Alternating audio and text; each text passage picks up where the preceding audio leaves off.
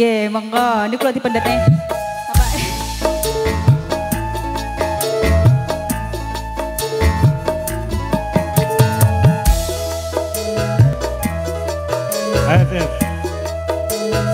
Yes.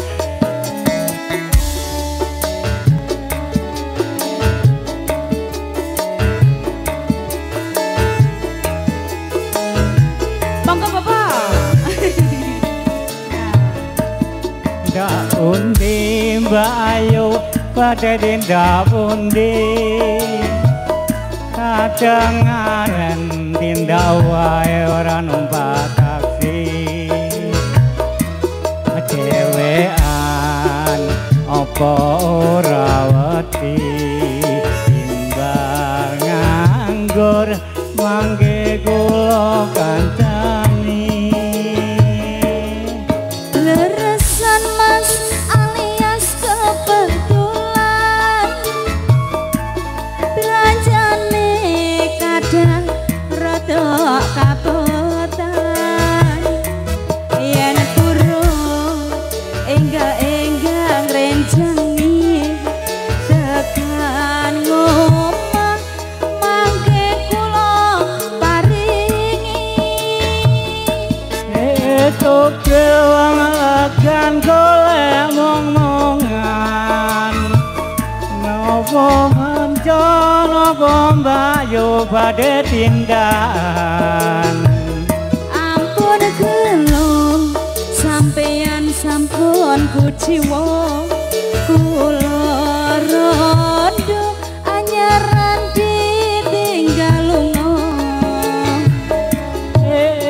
wan lunga blonjo ning pasar paye rawan rondo kanggo sing paling penting nyang Semarang mas tuku gelang apa anteng-anteng Sumelang ya ben rondo dijamin komplit Monggo. Goyang Bapak. Iya.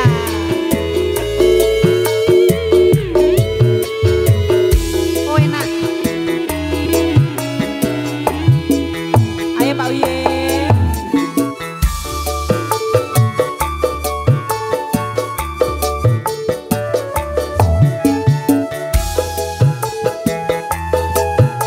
Malih Bapak.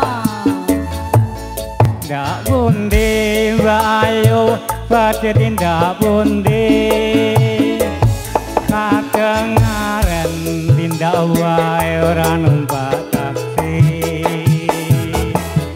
dewean apa ora wedi timbang nganggur angke kula kancani Leresan alias kebetulan belanjane kadang rada kapotan yen kurung enggal rencangi tekan ngomong mangke kula opahi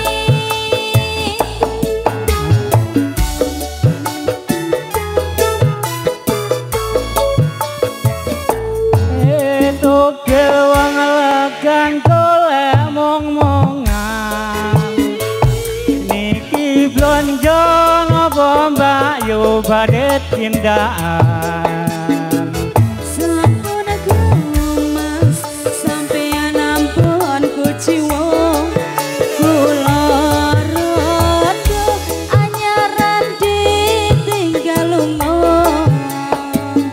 awan-awan lunga blonjo ning pasar paye prawan rondo kanggo sing paling penting nyang Semarang tuku gelang apa anteng-anteng Sumelang ya ben rondo dijamin komplit